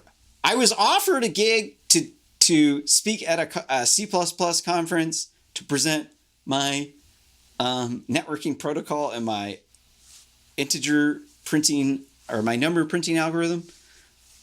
It has half the division instructions. But didn't pan out. It was the closest I've ever got. I'm not sure about you, but this woman is the pinnacle of privilege. In fact, I'm pretty sure they're not actually black. In fact, I'm pretty much sure that they're white people. I mean, they act like white people, and I don't know. I mean, they said if you vote for Trump, then you're not black. So let's say that if you're a race hustler, then you're not black. During an interview that aired Monday on CBS's This Morning, former First Lady Michelle Obama voiced her concern for her daughters as they grew up and enter the world. Woe is me, my millionaire daughters who get VIP everywhere, who everybody wants to know so that they can meet Barack Obama, the first Muslim president.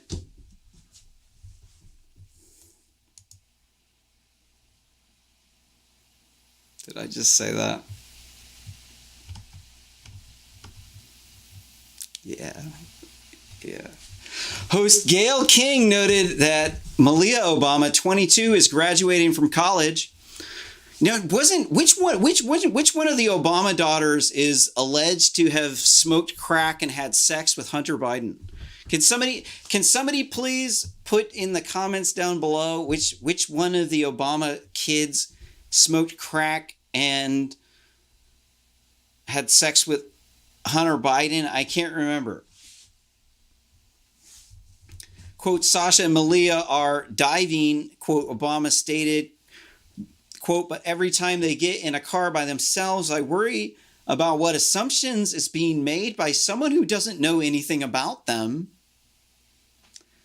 Like, people don't know what Sasha and Malia Obama look like. I mean, come on, dude. We've seen them on TV a bazillion times. The fact that they are good students and polite girls and possibly like to smoke crack and have sex with Hunter Biden, but maybe they're partying their music, playing their music a little loud, smoking too much crack, having too much sex with sketchy dudes who work for Ukrainian oil companies and Chinese Nazi party companies, taking bribe money to funnel up to China Joe. But maybe they're playing their, maybe somebody sees the back of their heads, makes assumptions. I, like so many parents of black kids, have the innocent act of getting license plus fears out of our hearts. Okay, so I'm calling bullshit. Every single place these people go, they have Secret Service with them. Like there's like when people are like behind their back, like they have people with guns there, and like everybody knows who they are, that they're there. Right? Like they're race bait. They're race hustling. They're absolute race hustlers.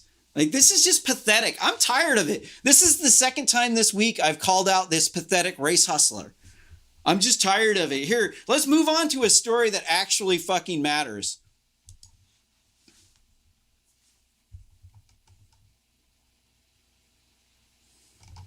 We've got one more. No. All right. I guess here, another story about people that in the end don't matter and that they're just whining, trying to get some sympathy. In this next story from Nonsense Private Radio, social media hate speech harassment, significant problem for LGBTQP users, report, LGBTQP social media users encounter hate speech and harassment at higher rates than other identity groups at 64%, according to GLAAD's inaugural social media index report. I'm calling bullshit. Bullshit. Nah, these people, these LGBTQP people, the alphabet mafia, the people that come after you if you misgender a trans person, or if you try to associate LGBTQ people with pedophiles. That's what the P stands for. these people will cry wolf, trying to play the victim all day long. The reality is their entire life, everybody treats them extremely good. Everybody. They hang out with mostly alphabet mafia, and they go off on anybody. They hate mob anybody who they say is misgendering a trans person, or somebody who called a gay person the F word, as if like being called a bundle of sticks is like gonna make you cry or hurt you. And these people, they're just trying to get sympathy. It's like, they're like, oh, 64% of these people are saying that this is a significant problem. Right. And what percent of them are poor? Right? You ever known there to be a poverty epidemic with LGBTQTP alphabet mafia people? Hmm?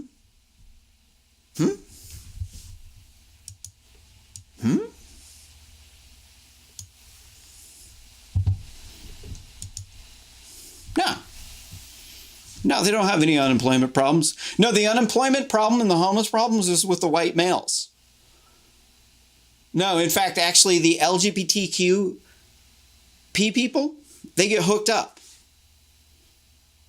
People give them jobs because of their sexual orientation. In fact, they target other people for harassment because they perceive that they are slighting one of the alphabet mafia or misgendering a trans person, as if it's ever harmed any sort of man or woman to misgender a cisgender straight person. Right. The reality is these people are primed to look for oppression, and they see it where it does not exist. When you're always trying to look around, where the media is always putting out these articles trying to drum up fear so that you'll click on the article, it's going to seem like there's all these bad people, but the reality is that the media is just trying to get you to click on it. They're just trying to boost their views by pushing fear, and that these people that are saying that they're getting oppressed are absolutely not. Absolutely not. Almost every single gay person that I know has a good job. I don't know anybody, except for there's a couple of weirdos. You know, like there's some trans people that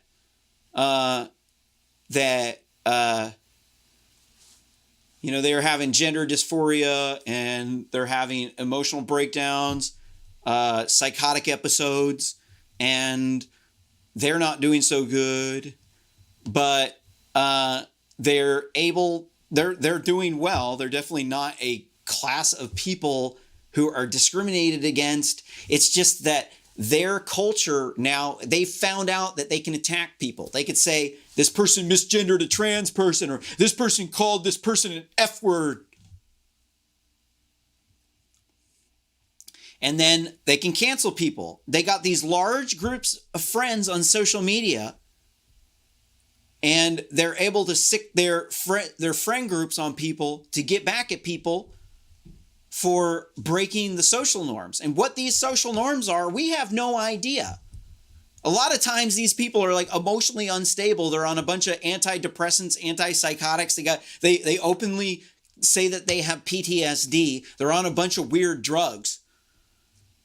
They're stressed out. And it's like other people who don't do a lot of drugs, they have no idea. Like I used to throw big raves, and I used to like do a whole bunch of drugs, right? And I used to be awake for, days at a time, just going hard with the Psytrance crew, and like partying with the Alphabet Mafia and going hard. And trust me, about 24 hours into it, there's going to be about 25% of these people are going to go. They're going to break. They're just going to start going mental. They're going to start like getting stressed out, getting aggro about like you like spilled their drink, or they can't find their cigarettes, or like you took their lighter. It's like once they start losing sleep, like they turn into a monster, dude. And it's just a type of person, and it's because they demand. It's like I was down at the bottle return because like I was trying to get some money for some weed, and there was this guy down at the bottle return, and he was like they were kicking him out because he didn't wear a mask, and he was like saying, but I demand here. I have a reasonable request for accommodation here, and you're kicking me out here, and you doesn't have to do this because I have a medical condition, and I am here. and you know, everybody's like, oh man, this guy, what the hell is this guy doing? You know, and like, I'm totally against the masks myself, but like, I'm like, dude, oh man, like, dude, come on, man. Like, but he's like, you need to accommodate my disability. And it's like, you know, he's obviously gay.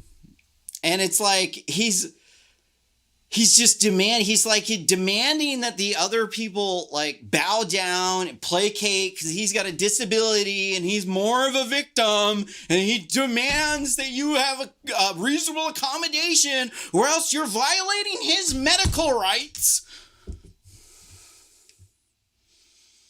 And you know, eventually I'm like, yo, bro, man, I'm totally against the mask, but man, you just like lost it, dude. Like this is done. Like you're not gonna win here. They've kicked you out. They're done.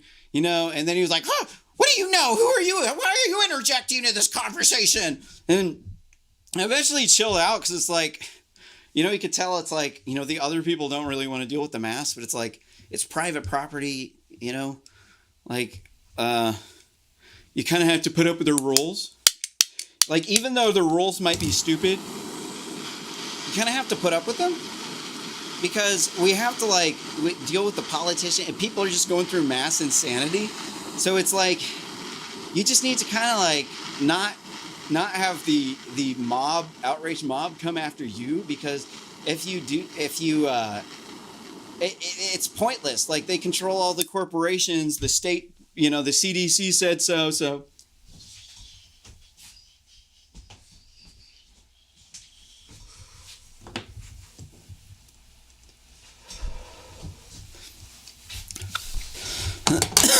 But it's like this guy is just the stereotypical type of person that would say, yes, I've been a victim of this. I'm an oppressed victim.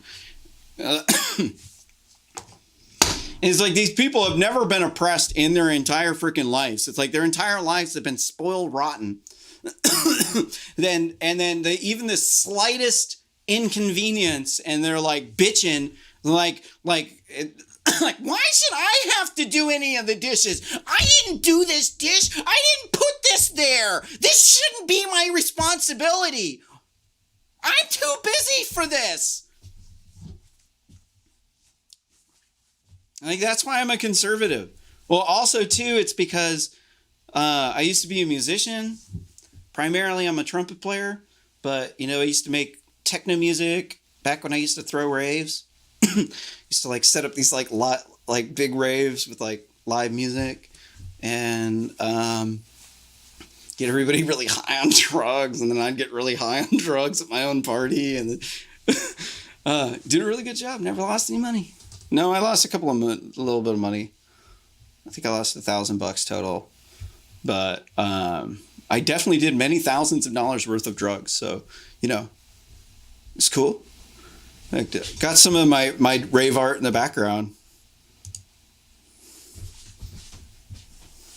The stars.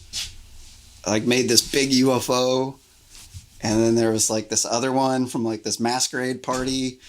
Then we got this Space Invaders party. There was like 2,000 people there. There was like...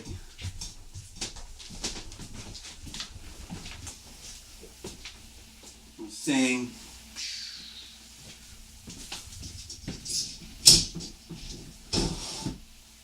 These were fun. We got hopped up on Molly, made these. Spun out on acid. Bunch of cocaine.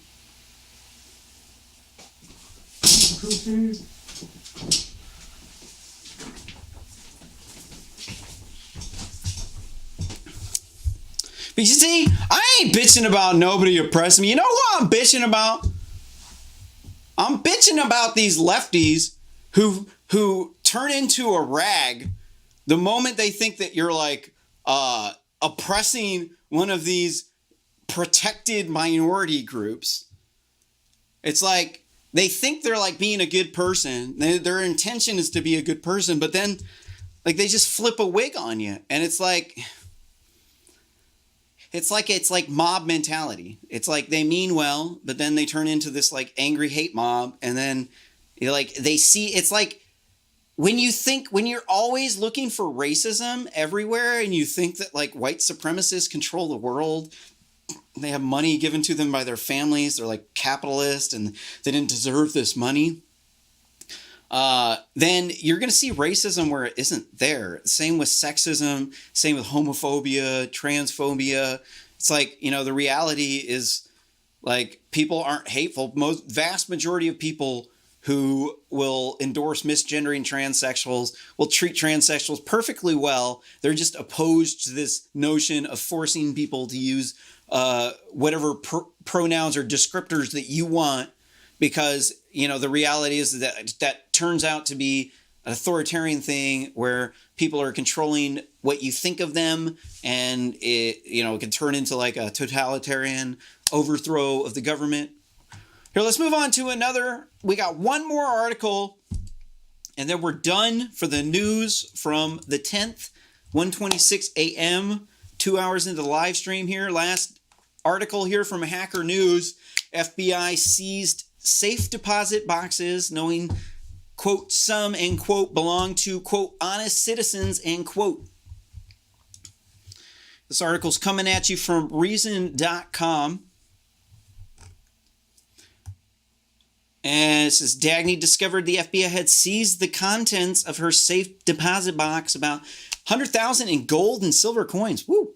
Some family heirlooms like a diamond necklace inherited from her late grandmother, an engagement ring she'd promised to pass down to her daughter almost by accident. She'd asked a friend to recommend a convenient and secure location to keep some valuables. Dagny searched Yelp to help find numbers for U.S. private vaults at a Beverly Hills facility where she'd rented a safe deposit since 2017. That's when she saw the bad news, permanently closed. After a brief moment of panic, some phone calls several days later, Dagny and her husband, Howard, pseudonyms used to protect the identities.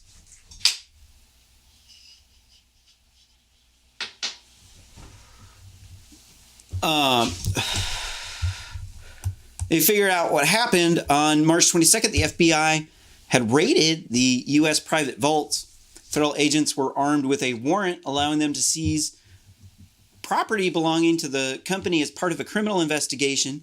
And even though the warrant had explicitly exempted the safe deposit boxes in the company's vaults, they were taken too. More than 800 safety deposit boxes were taken.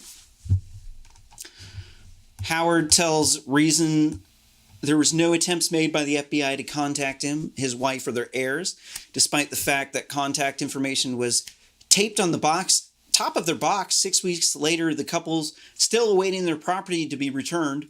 Both individuals are supporters of Reason Foundation, the nonprofit that publishes this website. The FBI and federal prosecutors have, quote, no authority to continue holding the possessions of some 800 bystanders who are not alleged to have been involved in whatsoever USPV may have done anything wrong. And, quote, Benjamin Gluck, a California attorney who's representing several people caught up in the FBI's raid at the private vaults, tells Reason. Legal efforts to force the FBI to return the items seized during the March 22nd raid have so far been unsuccessful, but 5 lawsuits are pending in federal court. I can't stand when they do this stuff, man. Like, they got so much power. If you rent a house to some people that are selling drugs and they can prove that you knew that they were selling drugs that can take your house. I don't think that they should be doing that, dude. It's like they can, like, in some instances, these cops have been found to be spending this money on themselves. Sometimes they'll buy like lavish luxuries and they'll get busted and fired. It's like big headlines in the news. But yeah, definitely I feel like, it's like we need like some sort of like abuse oversight committee for the police. It seems like, there's just too many problems with the race riots where there's just no real way that we can go on without some sort of checks and balances. See, the problem is that there's probably a shadow government. We call it the deep state. People don't know what the deep state means. They think it's some crazy conspiracy theory, but it's not. It's actually a accepted part of political science. It's a synonym for the dual state. Dual state is state within a state. Basically, every country, there's places where power is concentrated, such as Washington, D.C., or Israel, like Tel Aviv. I don't know what's the capital of Jerusalem. So if you live in these areas, you can get jobs at the power centers. Washington, D.C. is almost all Democrat. It's heavily Democrat. A lot of black people, a lot of gangs, a lot of crack, a lot of hookers, a lot of murders, a lot of politicians utilizing hooker networks. Like Jeffrey Epstein was just one of many hooker networks. Most hooker networks have teenagers in them because most hookers start out being a hooker as a teenager. Jeffrey Epstein's nothing special. Most of Jeffrey Epstein's victims were over the age of 18. You can say what you want, but prostitution's legal in most of the world. Most of the world is like, wow, really? Really, they're flipping out about a massage and a hand job? Like, really? Like, I mean, really? I mean, really? Really? I mean, some of these girls are dirty, dog. Some of them will let you fuck them in the ass and then they'll, like, suck the shit off your dick. I don't know, dude. Like, some of them are raw doggers. Like they, like, need a dildo that's, like, that big around, dude. It's like, it's never big enough for these girls, dude. Like I was at my homegirl's house, right? And, like, I saw her dildo underneath her bed. And, like, I mean, this thing was, like, huge. It was like a freaking horse cock, dude. What was I talking about? Hookers? Well, hey, you know what? Speaking of hookers, that's it for this show tonight. Thank you for watching RSS Commentary with Kale McCullough on Monday, May 10th, which is now Tuesday because it's late night show. But tune in. Don't forget to hit us up. If you want to make a donation, you can do so at rsscommentary.com/donate, where you can make a donation via PayPal. And if you want to get to this show, just go to rsscommentary.com/issue 123, or you can just type in 123 in the future, like maybe in next week or something. I have a new website, but I did fix the website, which I've been trying to do for a while, so you can actually watch the show. And there are other shows. There's hundreds of hours of shows here. Apparently the thumbnails are broken. Yeah, I think I broke the thumbnails. Yeah. I'll fix those. It's going to just just load my YouTube playlist in the future. Right now it's a little bit hacky, but We got a new website coming where you can sign up as a member to get access to the premium videos, like uncensored. You get to there are hundreds of hours of RSS commentary. Don't forget also to subscribe. You can find us on YouTube if you click on the oops. Well, I'm already subscribed, so I can't really subscribe again, but you can get to us there. Search just RSS commentary on YouTube. But until next time, thank you very much for watching, and until next time, farewell, sayonara, aloha, peace be with you, Godspeed in your journeys, friend.